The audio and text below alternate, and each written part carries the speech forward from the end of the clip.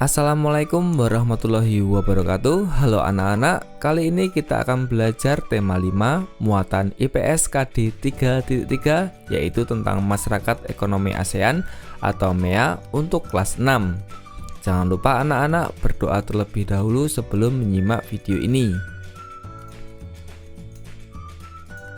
Tahukah kalian, setiap negara pasti ingin memiliki perekonomian yang kuat dan stabil. Perekonomian yang kuat dan stabil dapat menyejahterakan rakyatnya. Hal tersebut juga diinginkan oleh negara-negara anggota ASEAN.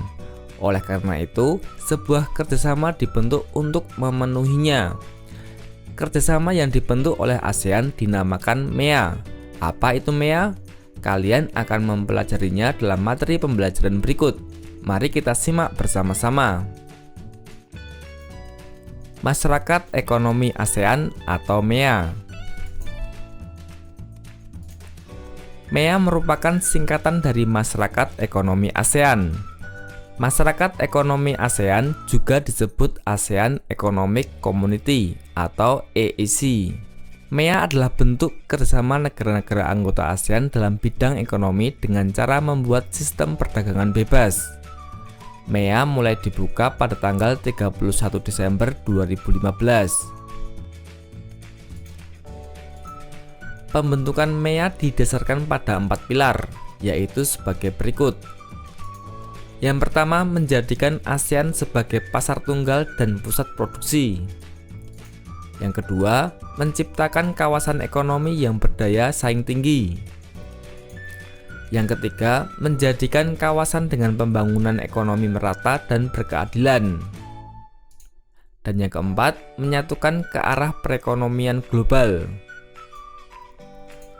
Pembentukan MEA memiliki beberapa tujuan, yaitu sebagai berikut. Yang pertama, membentuk ketahanan pangan. Yang kedua, memperkuat hubungan antar negara anggota ASEAN. Yang ketiga, mempertahankan keamanan politik negara-negara anggota ASEAN. Yang keempat, merencanakan sistem keuangan terpadu antar negara anggota ASEAN. Yang kelima, membentuk masyarakat yang menjunjung tinggi nilai sosial budaya. Dan yang keenam, mewujudkan sistem perbankan terpadu yang mampu menjawab kebutuhan masyarakat ASEAN. Dengan pemberlakuan MEA, arus perdagangan barang dan jasa makin terbuka.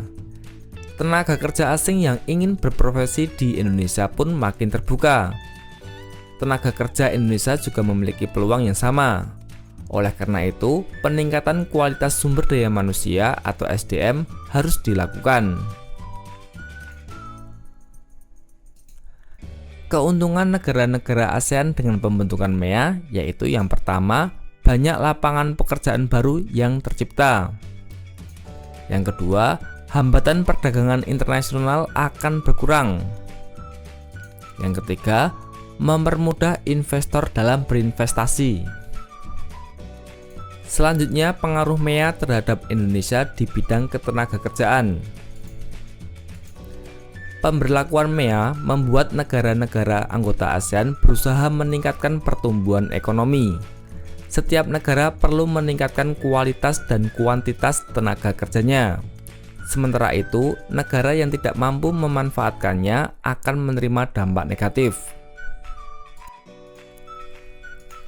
Indonesia berusaha meningkatkan kualitas tenaga kerjanya. Pelatihan ketenagakerjaan pun dilakukan. Salah satunya melalui Balai Latihan Kerja atau BLK. Peningkatan kualitas pendidikan juga dilakukan.